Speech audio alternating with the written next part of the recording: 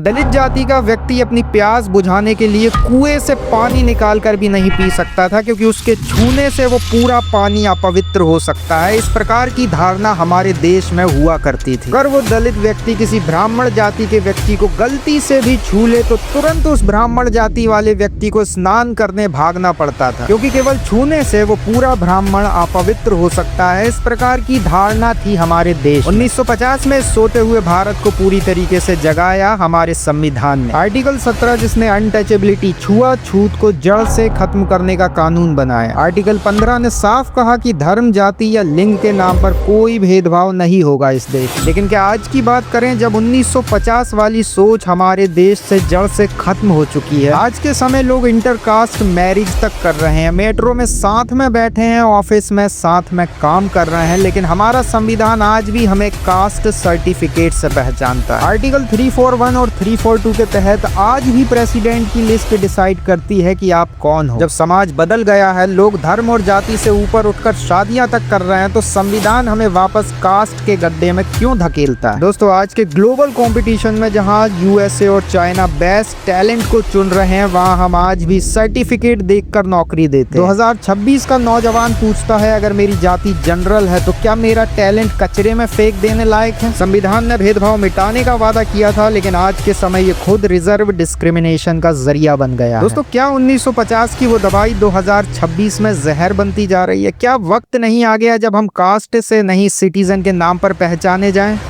दोस्तों, यूएसए में मेरिट चलती है, चाइना में टैलेंट चलता है और भारत में आज आर्टिकल 16(4) के तहत कोटा चलता है। दोस्तों, क्या आपने कभी सोचा है कि नासा में 36% साइंटिस्ट इंडियन क्यों हैं? क्योंकि वहाँ उनकी जाति नहीं, उनका दिमाग पूछा जाता है। हमारे संविधान टैलेंट को देश से बाहर निकालने की एक मशीन बनते जा रहा है, क्योंकि हमारे देश में नौकरियां टैलेंट के हिसाब से नहीं, जाति के हिसाब से मिलती। दोस्तों, जब तक हम आर्टिकल 16 के नाम पर जनरल कैटेगरी के बच्चों का गला घोटते रहेंगे, तब तक हमारा सोना बाहर भेजते रहेंगे। दोस्तों, यूरोप और जापान में किसी के सरनेम से उसकी काबिलियत तय नहीं होती, वहाँ अनडिफाइंड आइडेंटिटी। हमारे यहाँ संविधान ने जाति को सरकारी डॉक्यूमेंट में फ्रीज कर दिया। हम कहते हैं डिजिटल इंडिया, लेकिन फॉर्म भरते वक्त पहला ही ऑप्शन कास्ट का होता है। अगर हम एक नेशनल आइडेंटिटी नहीं बना पा रहे तो हम एक ग्लोबल पावर कैसे बने? क्या हमें एक ऐसा संविधान नहीं चाहिए जो हमें शूद्र, ब्राह्मण, क्षत्रिय या वैश्य की जगह सिर्फ भारतीय कहे? क्या आपको लगता है कि 1950 के बाद आज हमें कास्ट ट्रैप से आज़ादी मिल चुकी है?